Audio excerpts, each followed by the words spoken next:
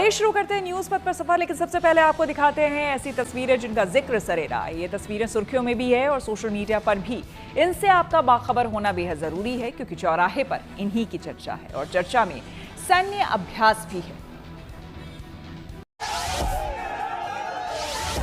भारतीय और फ्रांस की सेना के बीच अनोखा मुकाबला हुआ। दरअसल दोनों देशों के जवान संयुक्त सैन्य अभ्यास के दौरान रास्ताकशी करते नजर आए। ये सैन्य अभ्यास फ्रांस के ला कैवालेई में हो रहा है। इस अभ्यास का मकसद सैन्य तालमेल, रणनीतिक कौशल और आपसी सहयोग को बढ़ाना है। इसमें दोनों देशों के सैनिकों ने उत्साह और जोश के साथ भाग लिया, जिससे दोस्ती और युद्ध कौशल का बेहतरीन मेल देखने को मिला। उत्तराखंड के विकासनगर में एसडीआरएफ और पुलिस की टीम ने नदी के बीच में टापू पर फंसी महिला समेत 11 मजदूरों को बचा लिया। दरअसल नदी में खनन के काम में जुटे 11 श्रमिकों की जान उस वक्त मुसीबत में पड़ गई थी जब यमुना नदी का जलस्तर अचानक बढ़ गया और देखते ही देखते यमुना नदी की लहरें वहां पहुंचने लगी। फिर सूचना पर रेस्क्यू टीम मौके पर पहुंची, जिसने कड़ी मशक्कत के बाद 11 जिंदगियां बचा ली। संसार की हर शय का केंद्रीय मंत्री किरण रिजिजू और मोहित चौहान का गाना गाने का एक वीडियो सोशल मीडिया पर वायरल हो गया।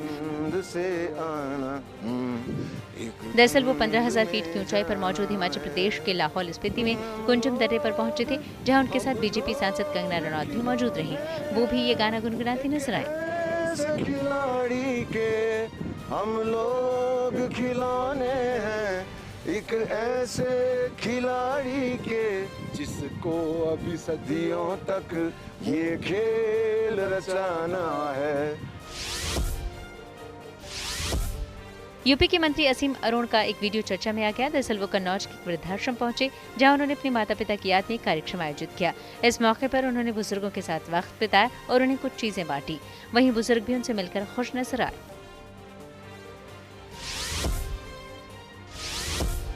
मुंबई के कल्याण में पानीपुरी बेचने वाले संतोष गुप्ता के बेटे हर्ष गुप्ता ने एक बड़ी मिसाल कायम की। दरअसल उन्होंने आईआईटी जेईई ही नहीं, जेईई एडवांस भी क्वालिफाई कर लिया। एक और बात ये रही कि हर्ष गुप्ता 11वीं में फेल हो गए थे, लेकिन फिर भी उन्होंने हार नहीं मानी। 11वीं 12वीं पास कर अब उन्होंने आईआईटी की भी राह तय कर ली। हर्ष को आईआईटी रुड़की में दाखिला मिला है। जिंदगी का सफर सुहाना हो, इसके लिए सावधान रहना जरूरी है। रोजमर्रा की आपाधापी में कुछ देर बैठकर सोचना समझना भी जरूरी है कि आपके आसपास क्या हो रहा है और जो कुछ हो रहा है उससे हमारी जिंदगी, हमारा परिवार कैसे प्रभावित हो सकता है। इसलिए हॉर्न बजाकर बाखबर करने वाली खबर जरूरी होगी। और आज की ये खबर यूपी में फर्जी मार्कशीट और डिग्री बनाने वाले गिरोह के पर्दाफाश और मध्य प्रदेश में स्कॉलरशिप स्कैम से जुड़ी है।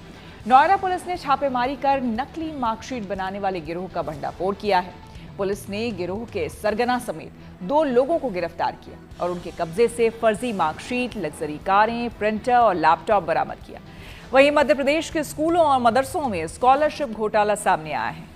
शैक्षणिक संस्थानों पर उन छात्रों के नाम पर सरकारी फंड लेने का आरोप है जो सिर्फ कागजों में थे, असल में थे ही नहीं। ऐसे में जरूरी है कि जालसाजों और भ्रष्टाचार की दीमक को जड़ से खत्म करने के लिए खुद भी सतर्क हो जाएं और दूसरों को भी सावधान करने के लिए हॉर्न बजाएं।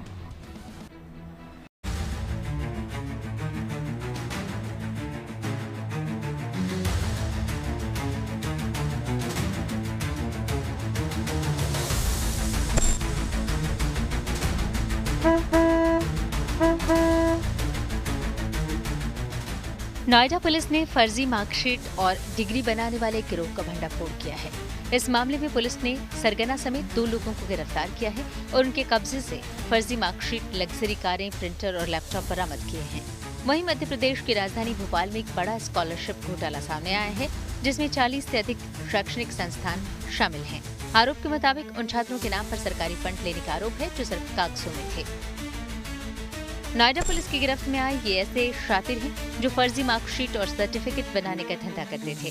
मुखबिर की सूचना पर पुलिस ने फर्जी मार्कशीट और सर्टिफिकेट तैयार करने वाले गिरोह का भंडाफोड़ कर दिया और इस गिरोह के सरगना समेत 2 मुख्य आरोपियों को गिरफ्तार कर लिया। पुलिस के मुताबिक दोनों आरोपियों की पहचान अभिमन्यु गुप्ता और धर्मेंद्र गुप्ता के रूप में हुई है, जो मूल रूप से कानपुर के रहने वाले हैं। फिलहाल नोएडा में रहकर अवैध गतिविधियों को अंजाम दे रहे थे। सीपी मैम के निर्देशन में अपराधियों एवं अपराधियों पे लगातार अभियान चलाया जा रहा है। इसी क्रम में थाना फेज 1 पे कुछ अपराधियों की सूचना मिली थी, जिसके बारे में एडीसीपी और एसीपी के नेतृत्व में टीमें बनाई गई और इसमें हमारे जो एसएचओ हैं उनके नेतृत्व में और सर्विलांस और स्वाट टीमें बनाई गई। इसमें लगातार इस पर काम किया गया, जिसमें एक नए किस्म का अपराध निकल के आया है। ये फर्जी मार्कशीट बनाने वाला गैंग था, जो लोगों को फर्जी मार्कशीट उपलब्ध कराता था बना करके, ऑन डिमांड उपलब्ध कराता था। और इसमें गिरोह के 2 सदस्य, जो एक इसका मुख्य साजिशकर्ता है अभिमन्यु गुप्ता और दूसरा इसका साथी है धर्मेंद्र गुप्ता, ये गिरफ्तार हुए हैं। इनके पास से इनकी निशानदेही पर 66 अदद फर्जी मार्कशीट और migration certificate, plain examination copy, laptop, mobile phone, chequebook और बहुत सारे सामान, सिम कार्ड, मोबाइल आदि बरामद हुए हैं। पुलिस ने आरोपियों के कब्जे से 66 फर्जी marksheet, 7 migration certificate, 22 resume, 14 plain परीक्षा कॉपी, 9 डेटा शीट, 4 फर्जी मोहर, 1 ink pad, 2 laptop, 2 printer, 1 landline phone, 14 विभिन्न बैंकों की chequebook, 5 cash deposit slip book, 8 रसीद बुक, 8 एटीएम, डेबिट और credit card, 7 mobile phone, 9 SIM card और 2 कार बरामद की।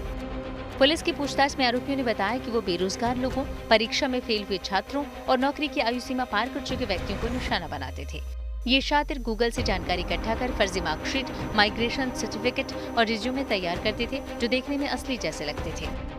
पुलिस के मुताबिक आरोपी ग्राहक की जरूरत के मुताबिक उसमें अंक, प्रतिशत और उम्र तक बदल देते थे और इन नकली दस्तावेजों के बदले ये 80,000 से लेकर 2 लाख रुपए तक की मोटी रकम वसूलते थे। अब पुलिस ये पता लगाने में जुटी है कि इस गिरोह से कितने लोग जुड़े हैं और कितने लोगों को अब तक फर्जी दस्तावेज मुहैया कराए जा चुके हैं। ये लोग 2 कार जिससे ये हमेशा यूज किया करते थे अपने अपराध में, वो भी बरामद हुई है। अब गिरफ्तारी की गई है, गिरफ्तारी करके इनको जेल भेजा जा रहा है। पूछताछ में इन्होंने बताया है कि लगातार ये क्षेत्र में कई वर्षों से लोगों को टारगेट करते थे और ये जो मार्कशीट वगैरह का डेटा है वो गूगल से उठा लिया करते थे, वहाँ से ले करके फिर ये रिप्रिंट करते थे, ऑन डिमांड लोगों को सप्लाई करते थे। ये जैसा भी आदमी आता था उस हिसाब से ये किसी से 80,000, किसी से 90,000, किसी से 2 लाख रुपए ले करके उसको मार्कशीट वगैरह सप्लाई कर दिया करते थे। ये लगातार क्षेत्र में ऐसे लोग जो फेल हो चुके हैं या जिनको नौकरी नहीं मिल रही है या मार्क्स वगैरह कम है, उनको नए टाइप का सर्टिफिकेट बना के दिया करते थे। अब ये गैंग गिरफ्तार हुआ है, इनको जेल भेजा जा रहा है, विधिक कार्रवाई की जा रही है। भोपाल में शिक्षा के मंदिर कहे जाने वाले स्कूलों और मदरसों में बड़ा स्कॉलरशिप घोटाला सामने आया है। इस घोटाले में 20 प्राइवेट और 20 मदरसे शामिल हैं। इन संस्थानों पर सरकार की माइनॉरिटी स्कॉलरशिप योजना का गलत फायदा उठाने का आरोप है। जांच के दौरान पता चला कि इन संस्थाओं को केवल 8वीं और 10वीं तक की मान्यता थी, लेकिन उन्होंने 11वीं 12वीं के छात्रों का रजिस्ट्रेशन किया था और प्रति छात्र 5,700 की दर से स्कॉलरशिप ली और कुल 57 लाख की रकम सरकारी खजाने से निकाल ली। पुलिस ने इस मामले में पिछड़ा वर्ग एवं अल्पसंख्यक कल्याण विभाग के सहायक संचालक की शिकायत पर एफआईआर दर्ज कर ली है। शुरुआती जांच में पता चला कि ये रकम जरूरतमंद छात्रों को मिलनी थी, लेकिन संस्थानों ने फर्जी छात्र के नाम पर स्कॉलरशिप की रकम को निकाला है। इसमें सहायक संचालक पिछड़ा वर्ग तथा अल्पसंख्यक कल्याण की तरफ से एक आवेदन आया था, जिसमें कुछ विद्यालयों में खासतौर पे फर्जी छात्रों के नाम पर छात्रवृत्ति लेकर के और उसकी हेराफेरी करने संबंधी शिकायत प्राप्त हुई थी। पुलिस ने इसमें लगभग 40 अलग अलग संस्थानों के विरुद्ध इसमें प्रकरण पंजीबद्ध किया है।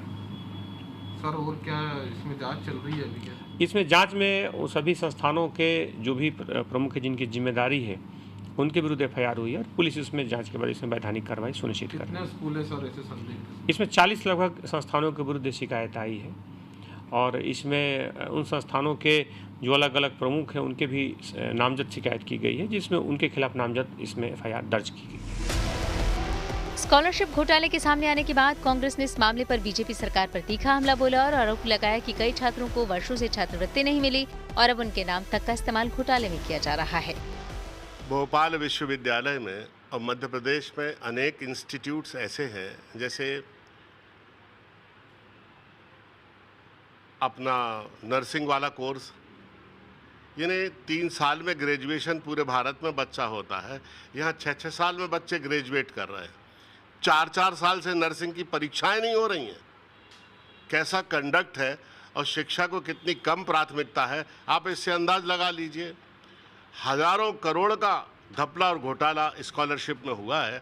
अगर इसकी सीबीआई जांच हो जाए, लेकिन दुर्भाग्य है सीबीआई, ईडी और जांच एजेंसियां ये तो केवल विपक्ष के नेताओं के लिए बनी हैं। ऐसे विषयों की जांच कभी होती नहीं। वहीं पिछड़ा वर्ग और अल्पसंख्यक कल्याण राज्य मंत्री कृष्णा गौर ने खुद को इस मामले से पल्ला झाड़ लिया और कहा कि ये घोटाला उनके कार्यकाल से पहले का है। हम लगातार इस बात का प्रयास कर रहे हैं कि छात्रवृत्ति कभी भी किसी ऐसे अपात्र छात्र को नहीं जाना चाहिए, क्योंकि छात्रवृत्ति निश्चित रूप से उन विद्यार्थियों के लिए है जो आर्थिक रूप से अक्षम हैं। और इस दृष्टि से अगर कुछ ऐसी घटनाएं घटी हैं तो उस पर तत्काल संज्ञान लेकर दोषियों पर कार्रवाई करना ये हमारा संकल्प है। जो कार्रवाई, जो गड़बड़ियाँ हुई है वो मेरे कार्यकाल के पूर्व की हुई हैं और इसलिए हम पूरी जितनी गड़बड़ियाँ हुई हैं उनको निकाल कर संज्ञान के साथ उस पर हम पूरी नज़र रखे हुए हैं और जो भी दोषी होगा उस पर कड़ी से कड़ी कार्रवाई करेंगे। मैम, इसको लेकर कुछ जांच भी की जाएगी आगे, क्योंकि वो स्टूडेंट्स एग्जिस्ट ही नहीं कर रहे थे, मतलब थे ही नहीं, और उनके नाम पर हमारी जांच की प्रक्रिया लगातार चल रही है और जैसे जैसे सामने घटनाएं आ रही हैं और जो बातें आ रही हैं उसके माध्यम से हम उन पर कार्रवाई कर रहे हैं। जाहिर है कि नोएडा में फर्जी मार्कशीट और सर्टिफिकेट बनाने का गोरख धंधा धड़ल्ले से चल रहा था और मध्य प्रदेश में स्कॉलरशिप घोटाले ने सरकारी सिस्टम में चल रहे भ्रष्टाचार की पोल खोल दी। ऐसे में जरूरी है कि जालसाजों और भ्रष्टाचार की दीमक को जड़ से खत्म करने के लिए खुद सतर्क हो जाएं और दूसरों को भी सावधान करने के लिए हॉर्न बजाएं। नोएडा से भूपेंद्र चौधरी के साथ भोपाल से Amritanshi Joshi, good news today. Operation Sindoor के बाद सेना को और सशक्त बनाने की तैयारी। 1 लाख करोड़ से ज्यादा के रक्षा बजट को मंजूरी। आइए सीधे आपको लिए चलते हैं न्यूज एक्सप्रेसवे पर, जहां देश भर की कुछ और जरूरी खबरें कर रही हैं आपका इंतजार। दिल्ली में पुरानी गाड़ियों को जब्त करने का अभियान ठंडे बस्ते में पड़ सकता है। दरअसल रेखा गुप्ता सरकार ने पुरानी गाड़ियां जब्त करने के मामले में बड़ा यू टर्न लिया और कहा कि इस नियम को अब पड़ोसी राज्यों के साथ लागू किया जाना चाहिए। दिल्ली सरकार ने वायु गुणवत्ता प्रबंधन आयोग को चिट्ठी लिखकर बताया है कि वाहनों को सीज करने के लिए बनाया गया सिस्टम अभी ठीक नहीं है, ऐसे में इसे अभी लागू नहीं करने की अपील की गई। वैसे 1 जुलाई से ये नियम लाया गया था। इसके मुताबिक 10 साल पुरानी डीजल गाड़ियों और 15 साल पुरानी पेट्रोल की गाड़ियों को ईंधन नहीं दिया जा रहा था, साथ ही उन्हें पेट्रोल पंप से ही जब्त किया जा रहा था, पर अब ये नियम वापस लेने की तैयारी है। आज से अमरनाथ यात्रा की शुरुआत हो गई। इसके पहले ही दिन करीब 20,000 श्रद्धालुओं ने पवित्र गुफा में शिवलिंग के दर्शन किए। इस दौरान श्रद्धालुओं में काफी उत्साह देखने को मिला। वहीं यात्रा मार्ग पर भी श्रद्धालु बाबा के जयकारे लगाते नजर आए।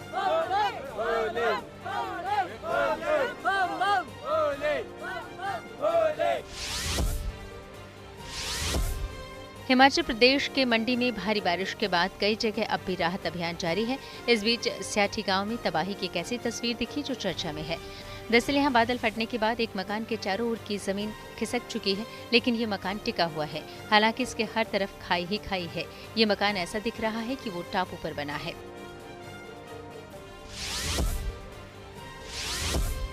गुजरात हाईकोर्ट से आसाराम को फिर राहत मिली। अदालत ने आसाराम की उम्र को देखते हुए अब आखिरी बार 1 महीने की अंतरिम जमानत बढ़ाई।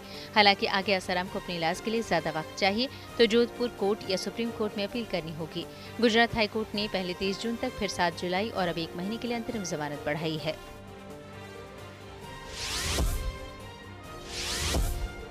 उत्तराखंड के मुख्यमंत्री पुष्कर सिंह धामी हरिद्वार में सफाई करते नजर आए। दरअसल यहाँ गंगा घाट पर यह स्वच्छता कार्यक्रम आयोजित किया गया। इस दौरान सीएम ने भी हाथों में झाड़ू थामकर स्वच्छता का संदेश दिया। वहीं अपने इसी दौरे में उन्होंने कांवड़ यात्रा की तैयारियों का भी जायजा लिया। और खबरों के एक्सप्रेसवे से आगे रुक करते हैं सियासी धाबे का, जहां आज की सबसे दिलचस्प खबर मौजूद है। प्रधानमंत्री नरेंद्र मोदी इस वक्त अफ्रीकी देशों की यात्रा पर। सबसे पहले प्रधानमंत्री घाना पहुंचे, जहां उन्हें सर्वोच्च नागरिक सम्मान से नवाजा गया। प्रधानमंत्री मोदी को मिला ये 24वां अंतर्राष्ट्रीय सम्मान है। दोनों देशों के बीच 4 समझौते भी हुए। प्रधानमंत्री मोदी ने आतंकवाद के खिलाफ लड़ाई में सहयोग के लिए घाना का आभार जताया। घाना के बाद प्रधानमंत्री मोदी त्रिनिदाद टोबैगो पहुंच चुके हैं। प्रधानमंत्री मोदी के इस दौरे से जहां उन देशों के साथ भारत के रिश्ते मजबूत हो रहे हैं, वहीं कांग्रेस ने तंज कसते हुए कहा कि प्रधानमंत्री मोदी की विश्वसनीयता अब खत्म हो चुकी है।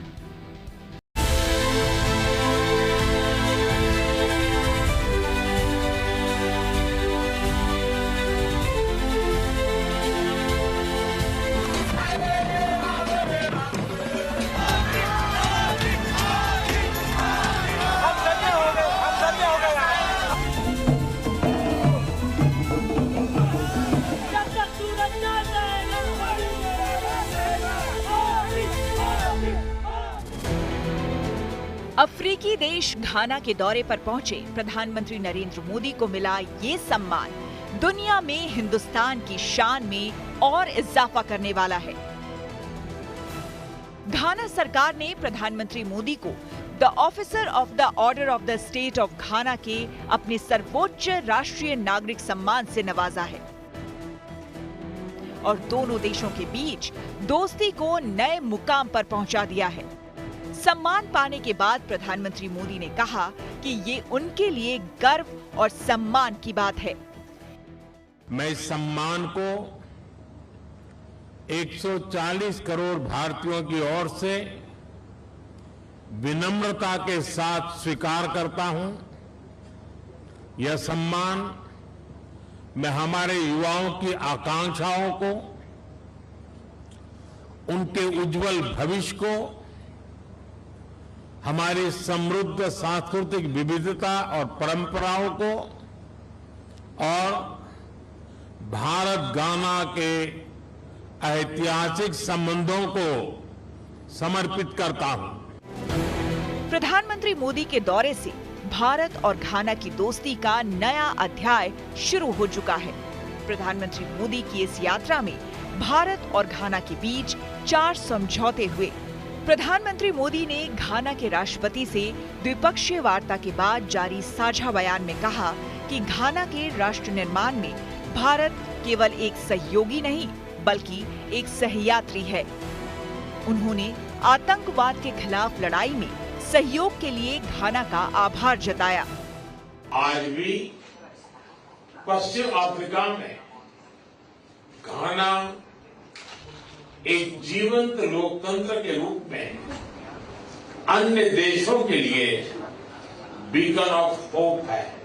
हमारी द्विपक्षीय साझेदारी को कॉम्प्रिहेंसिव पार्टनरशिप का रूप देने का निर्णय लिया है।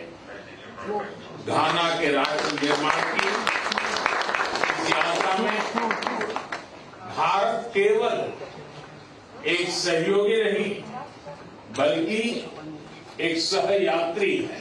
हम एक मत है कि आतंकवाद मानवता का दुश्मन है। आतंकवाद के खिलाफ हमारी लड़ाई में सहयोग के लिए हम घाना का आभार प्रकट करते हैं। हमने काउंटर टेररिज्म में आपसी सहयोग को और मजबूत करने का निर्णय किया है। इससे पहले घाना पहुंचने पर प्रधानमंत्री मोदी का शानदार स्वागत हुआ। अक्रा एयरपोर्ट पर राष्ट्रपति जॉन महामा ने खुद प्रधानमंत्री मोदी की अगवानी की। घाना के दौरे पर पहुंचे प्रधानमंत्री मोदी को गार्ड ऑफ ऑनर के साथ 21 तोपों की सलामी भी दी गई। एयरपोर्ट से प्रधानमंत्री मोदी जब होटल पहुंचे तो वहां का नजारा देखने लायक था। बड़ी तादाद में भारतीय समुदाय के लोग स्वागत में मौजूद थे। हाथ में तिरंगा लिए भारतवंशी प्रधानमंत्री मोदी की झलक पाकर बेहद खुश थे। प्रधानमंत्री मोदी ने भी हाथ मिलाकर और बातें करके उनकी मुराद पूरी कर दी। इस दौरान एक भावुक लम्हा उस वक्त आया जब प्रधानमंत्री मोदी ने एक बच्चे को गोद में उठा लिया। जय हो और हरे कृष्ण हरे राम की धुनों पर थिरकते कलाकारों और अफ्रीकी बच्चों के सुरों ने प्रधानमंत्री मोदी को मंत्रमुग्ध कर दिया।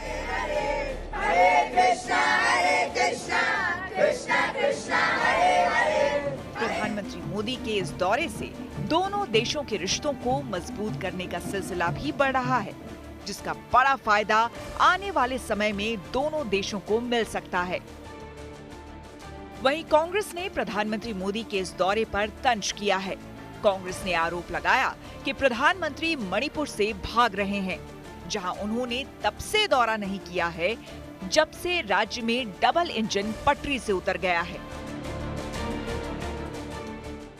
प्रधानमंत्री जी, आपकी विश्वसनीयता समाप्त हो रही है, जिसकी कीमत देश को चुकानी पड़ रही है।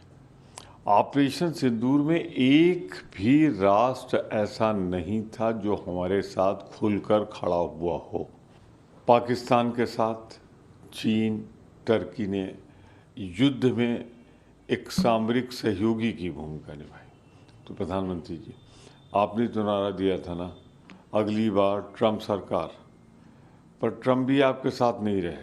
पर मैं इतना ज़रूर कहना चाहूँ, कम देशों में जाइए पर भारत के हित की रक्षा कीजिए, भारत का हित साधिए, सिर्फ यात्राएं मत करिए पर्यटक के रूप में। घाना के बाद प्रधानमंत्री मोदी त्रिनिदाद और टोबैगो पहुंच गए हैं।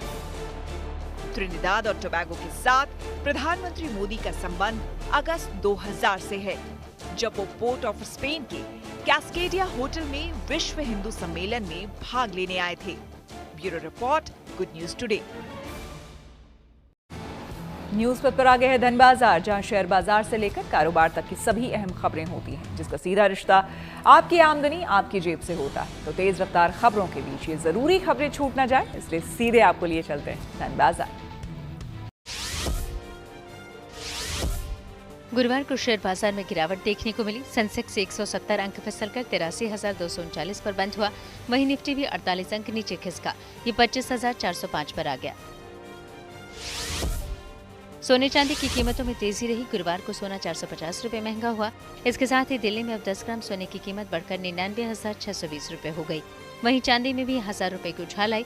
अब 1 किलो चांदी की कीमत बढ़कर 1,05,800 रुपए हो गई। डॉलर के मुकाबले रुपए को मजबूती मिली। गुरुवार को रुपया 31 पैसे ऊपर चढ़ा। इस तरह $1 के मुकाबले रुपए की कीमत 85 रुपए 31 पैसे हो गई। दोपहिया इलेक्ट्रिक वाहन बनाने वाली कंपनी मैटर ने भारतीय बाजार में अपनी नई बाइक मैटर एरा को लॉन्च किया है। कंपनी ने इसे स्मार्ट फीचर्स के साथ बाजार में उतारा है। दावा है कि ये बाइक महज 2.8 सेकंड में 0 से 40 किलोमीटर की रफ्तार पकड़ लेगी।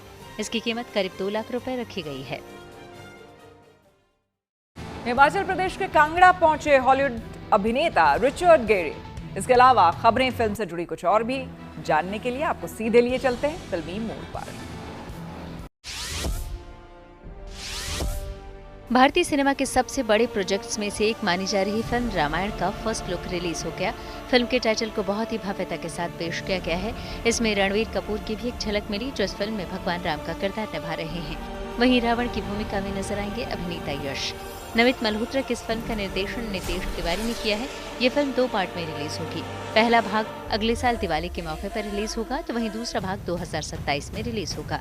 इस फिल्म में साई पल्लवी सीता की भूमिका में है, तो रवि दुबे लक्ष्मण की भूमिका में, सनी देओल इसमें हनुमान बने हैं। सितारे जमीन पर की कामयाबी से आमिर खान खुश हैं और उन्होंने इसे खास अंदाज में सेलिब्रेट भी किया। हाल ही में इसे लेकर एक सक्सेस पार्टी रखी गई, जिसमें आमिर के साथ साथ इस फिल्म से जुड़े कलाकार शामिल हुए। इस दौरान आमिर सबसे गले मिलते और उनके साथ तस्वीरें खिंचवाते नजर आए। 20 जून को रिलीज हुई आमिर खान की इस फिल्म ने अब तक 100 करोड़ रुपए से ज्यादा की कमाई कर ली है। साउथ सुपरस्टार पवन कल्याण और बॉबी देओल की पैन इंडिया फिल्म हरिहर वीर मल्लू का हिंदी ट्रेलर आ गया। कहानी मुगल कालीन इतिहास के इर्द गिर्द घूम रही है, जिसमें पवन कल्याण और बॉबी देओल एक दूसरे के खिलाफ नजर आए। फिल्म 24 जुलाई को सिनेमाघरों में 5 भाषाओं में रिलीज होगी। इसमें निधि अग्रवाल भी अहम रोल में है। बस परचम लहराएगा। कुदरत का एक और असूल है,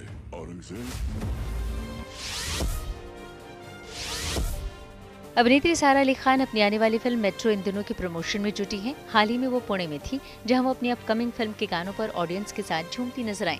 आदित्य रॉय कपूर भी उनके साथ दिखे। सारा ने इसका वीडियो सोशल मीडिया पर शेयर किया है और इतना प्यार देने के लिए ऑडियंस का शुक्रिया अदा किया और सबसे फिल्म देखने की गुजारिश भी की। मेट्रो इन दिनों कल सिनेमाघरों में रिलीज हो रही है। Hollywood actor Richard Gere Himachal Pradesh के कांगड़ा पहुंचे, जहां उन्होंने तिब्बती युवाओं के कार्यक्रम में हिस्सा लिया। रिचर्ड गेरे दुनिया भर में लोकप्रिय अभिनेता के साथ साथ सामाजिक कार्यकर्ता के तौर पर भी जाने जाते हैं। चलिए न्यूज पर खबरों के सफर को आगे बढ़ाया जाए, लेकिन उससे पहले हमें रुकना होगा यहाँ, यानी कि वायरल चौक पर। यहाँ देख लेते हैं उन वीडियोस को जो कि सोशल मीडिया में धमाल मचाए हुए हैं। इनमें से कुछ वीडियोस ऐसे हैं जो आपको इमोशनल कर देंगे और कुछ आपको हंसाएंगे भी।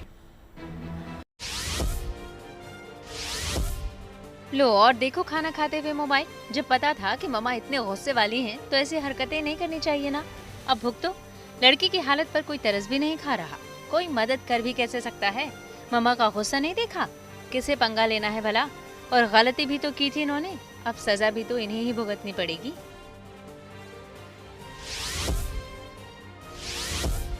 आंखों पर पट्टी बंधी है और बोतल के मूवमेंट का अंदाजा लगाकर खुद को उसके वार से बचाना है।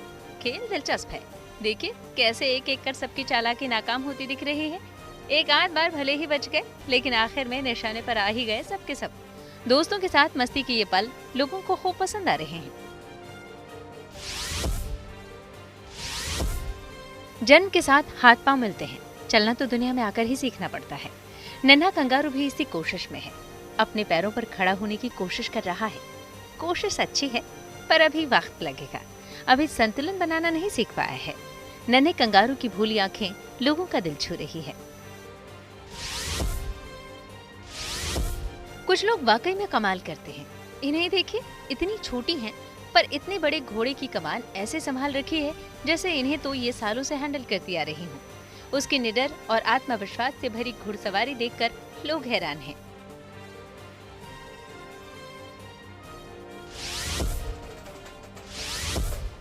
ज्योमेट्री बॉक्स, पानी की बोतल और बेंच, इनकी संगत से इतना सुंदर संगीत निकल सकता है, कभी सोचा था आपने? ऐसा लग रहा है मानो मंदिर में आरती हो रही हो।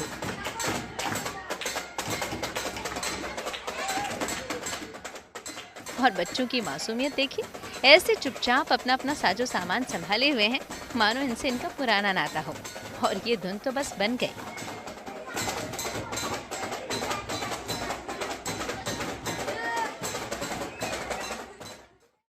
न्यूज पथ के सफर में अब सोशल अड्डा का रुख करते हैं, जहां आज बात होगी हर साल होने वाली कांवड़ यात्रा की, जो कि इस बार 11 जुलाई से शुरू होने जा रही है। कांवड़ यात्रा शुरू होने से पहले मेरठ जिला प्रशासन ने दुकानदारों के लिए आदेश जारी किए हैं।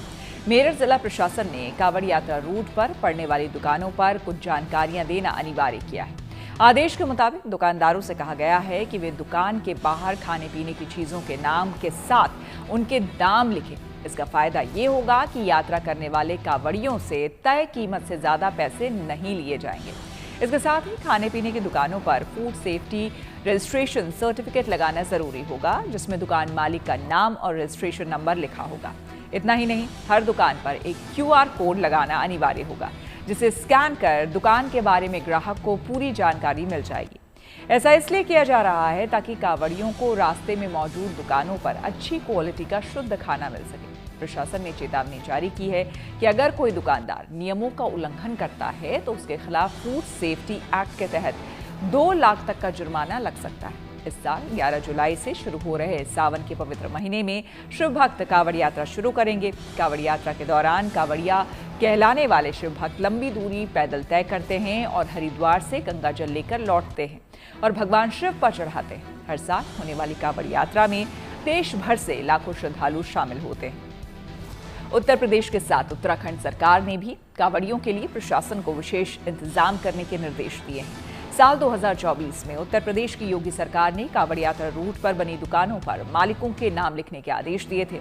उत्तराखंड सरकार ने भी इसी तरह का आदेश अपने राज्य में जारी किया है। इस मुद्दे पर हमने कुछ लोगों से बात की और उनकी राय जानी। फूड सेफ्टी डिपार्टमेंट को हमने कहा है कि जो भी कांवड़ मार्ग पे जो परमानेंट शॉप्स हैं, चाहे खाने के हैं, ढाबे, रेस्टोरेंट या जो फर आदि लगेंगे, ठेले ठेलियाँ, उन पे भी उनको लाइसेंस दिया जाए जो प्रिस्क्राइब्ड परफॉर्मा है। और इस संबंध में असिस्टेंट कमिश्नर फूड सेफ्टी कार्रवाई कर रहे हैं। और मुझे लगता है कि ताकि कोई भी गलत जो है, कोई भी खाद्य सामग्री जो फॉल ऑर्डर का है या कोई एडल्ट्रेड है या कोई मिस ब्रांडेड है, वह न बिके। और इसके अतिरिक्त रेट लिस्ट के लिए भी हमने कहा कि रेट लिस्ट भी प्रोमिनेंटली डिस्प्ले करें ताकि कांवड़िए के और दुकानदार के मध्य किसी प्रकार की विवाद की स्थिति न हो। क्या क्या इस बार कहा गया है करने के लिए? कहा एक तो सब सामान सील पैक रखना, आटा वाटा जो भी है, मतलब राशन सब सील पैक होना है, रिफाइंड वगैरह जो भी, और साफ सुथरा अपना काम रखना।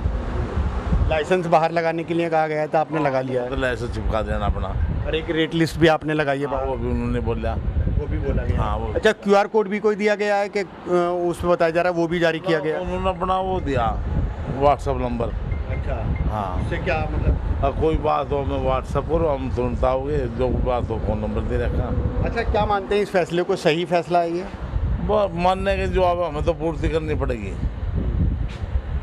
जो बताओगे हमें तो करना ही पड़ा। वैसे तो भंडार लगना हमारे यहाँ, ऑर्डर तो चलाना नहीं, इतने तो करनी पड़ेगी। कोड वाले आए थे, रेट लिस्ट लगा लो, ऑडियो के नहीं है वो लगा दिए।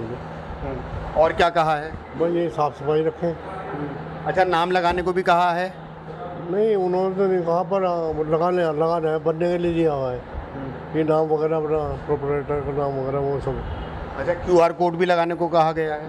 QR कहा तो नहीं, पर बता रहे हैं लगा देंगे, क्या परेशानी है? हाँ, जिससे सब पहचान हो सके।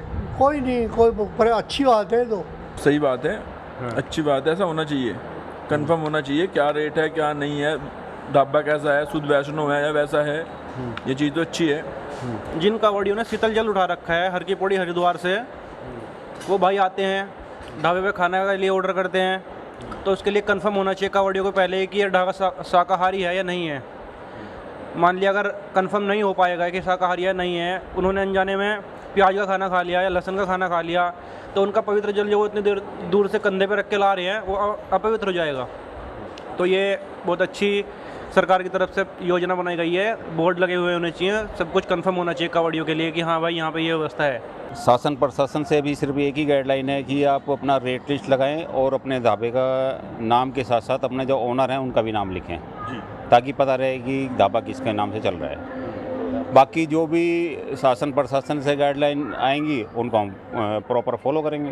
ये बिल्कुल सही आदेश है, इन चीज़ों पे नाम वगैरह होना चाहिए, क्योंकि जब कोई आदमी रुकता है तो नाम वगैरह देख के ही रुकता है कि अंदर वेज खाना है या कौन बना रहा है, ये सारी चीज़ें होनी चाहिए, क्योंकि कावड़ यात्रा में भी कुछ ये नाम देख के ही रुकते हैं। गूगल ने भारत में यूजर्स को दिया बड़ा तोहफा। टेक्नोलॉजी से जुड़ी ऐसी ही जरूरी खबरों को जानने समझने के लिए आइए आपको लिए चलें डिजिटल गली। एलन मस्क की कंपनी स्टारलिंक जल्द भारत में अपनी सेवाएं शुरू कर सकती है। दरअसल केंद्रीय मंत्री ज्योतिरादित्य सिंधिया ने कहा है कि सरकार की तरफ से स्टारलिंक की अफोर्डेबल सैटेलाइट बेस्ड सर्विस की एंट्री को लेकर सभी प्रक्रियाएं पूरी कर ली गई हैं। अब स्टारलिंक को इन स्पेस यानी भारतीय national space promotion and authorization centre से हरी झंडी का इंतजार है। इन स्पेस ही सैटेलाइट से जुड़ी सेवा को भारत में रेगुलेट करती है।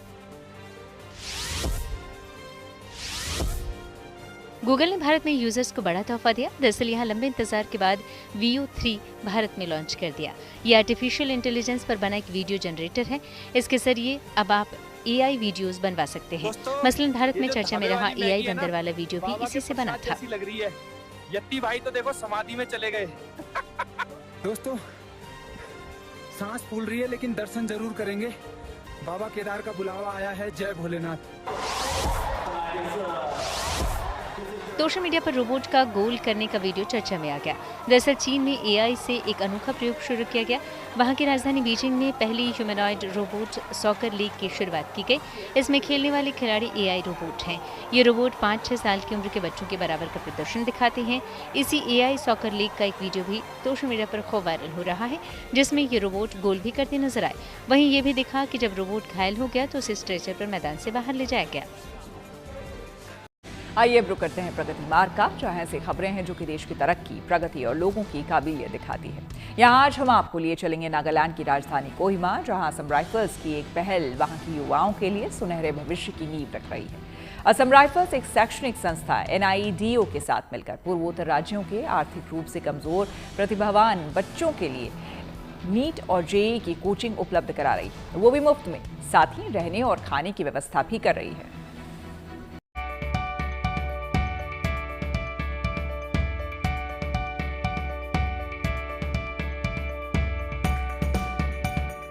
ये तस्वीरें नागालैंड की राजधानी कोहिमा की हैं, जहां उत्तर पूर्व के दूर दराज इलाकों में रहने वाले बच्चे अपने सुनहरे भविष्य की उम्मीद लेकर पहुंचे हैं। और इनकी मदद कर रही है असम राइफल्स, जिसने NIDO यानी national integrated and educational development organization के साथ मिलकर एक पहल की है।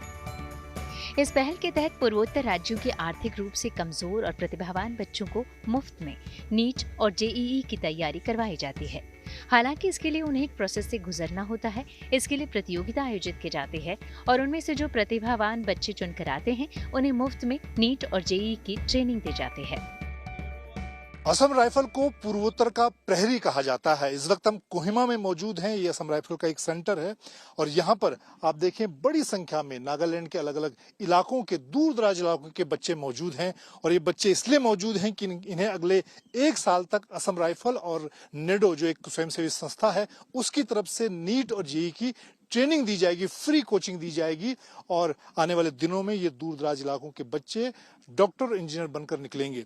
ये चौथा बैच है यहाँ पर और न सिर्फ नागालैंड बल्कि पूरे उत्तर पूर्वी इलाकों में असम राइफल और नेडो जो संस्थान है वो इस काम को कर रहा है। इससे पहले जम्मू कश्मीर में भी इसी तरह की जो पहल थी वो सफल रही है।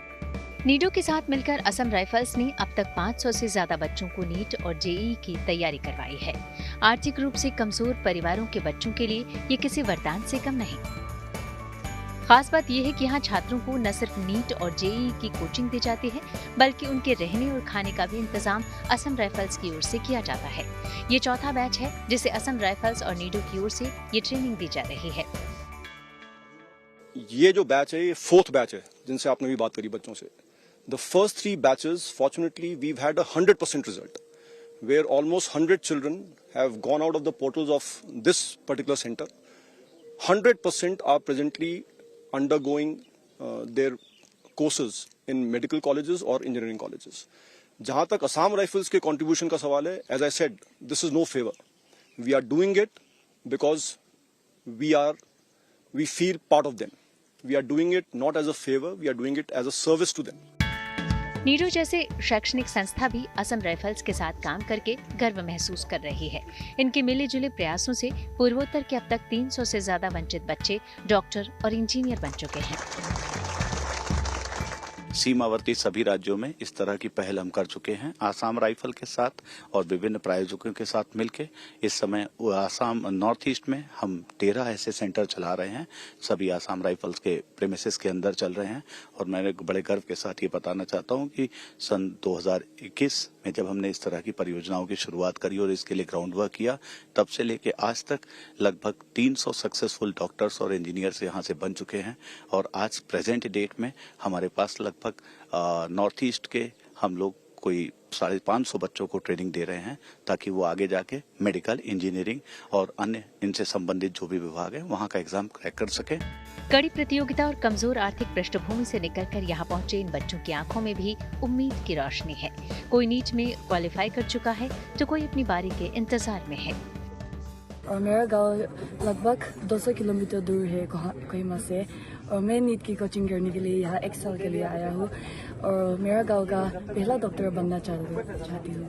तो आपने गांव की पहली डॉक्टर बनना चाहती हैं? हाँ जी। मैंने 1 साल यहाँ पर नीडो में कोचिंग लेकर मैंने नीट क्लियर किया है। अभी मेरा काउंसलिंग फिलहाल के लिए तो नहीं हुआ है पर वेटिंग में है। क्या बनना चाहते हैं? मैं डॉक्टर बनना चाहता हूँ। मैंने इस सेंटर ज्वाइन 1 साल नीट कोचिंग के लिए किया है क्योंकि मैं डॉक्टर बनना चाहती हूँ। असम राइफल्स की ये कोशिश पूर्वोत्तर राज्यों के जरूरतमंद बच्चों के लिए नई उम्मीद बनकर उभरी है जो उनके सपनों को नई उड़ान दे रही है। और ये एक पहल है पूरे उत्तर पूर्वी राज्यों में। असम राइफल एक नेडो एनजीओ के साथ मिलकर यहाँ के ऐसे बच्चे जो भविष्य में अच्छे इंजीनियर और डॉक्टर बनना चाहते हैं। कैमरामैन अनिल जायसवाल के साथ मजीद नेगी, कोहिमा। अमेरिका में पढ़ाई करने वाले विदेशी छात्रों के लिए अच्छी खबर। आइए सीधे आपको लिए चलते हैं न्यूज एक्सप्रेसवे पर, जहां देश और दुनिया की कुछ और जरूरी खबरें कर रही हैं आपका इंतजार। रूस से ज्यादा तेल खरीदने के मुद्दे पर विदेश मंत्री एस जयशंकर ने एक बार फिर से भारत का पक्ष रखा। दरअसल अमेरिकी सीनेटर लिंडसे ग्राहम एक विधेयक ला रहे हैं जिसमें रूस से तेल, गैस, यूरेनियम और दूसरी चीजें खरीदने वाले देशों से अमेरिका में आने वाले सामान पर 500% टैरिफ लगाने का प्रावधान है। इसी मुद्दे पर जब जयशंकर से सवाल पूछा गया तो उन्होंने कहा कि जब विधेयक पारित होगा तो उस वक्त देखा जाएगा कि क्या करना है। हालांकि जयशंकर ने यह भी बताया कि भारतीय राजदूत इस मामले पर अमेरिकी सांसद लिंडसे ग्राहम के संपर्क में हैं और उन्हें भारत की ऊर्जा सुरक्षा चिंताओं के बारे में समझाने की कोशिश हो रही है। अमेरिका में पढ़ाई करने वाले विदेशी छात्रों के लिए अच्छी खबर आई। दरअसल वहां विदेशी छात्रों के लिए वीजा आवेदन शुरू हो गए हैं। अमेरिकी विदेश विभाग के उप प्रवक्ता मिग्नॉन ह्यूस्टन ने इसकी जानकारी दी। साथ ही उन्होंने बताया कि वीजा से जुड़े सभी फैसले अमेरिका की राष्ट्रीय सुरक्षा को ध्यान में रखकर लिए जाते हैं। इसके अलावा मिग्नॉन ने छात्रों की पढ़ाई पर ही ध्यान देने को कहा। साथ ही यहाँ तोड़फोड़ और नशे के मामलों से दूर रहने की सलाह दी।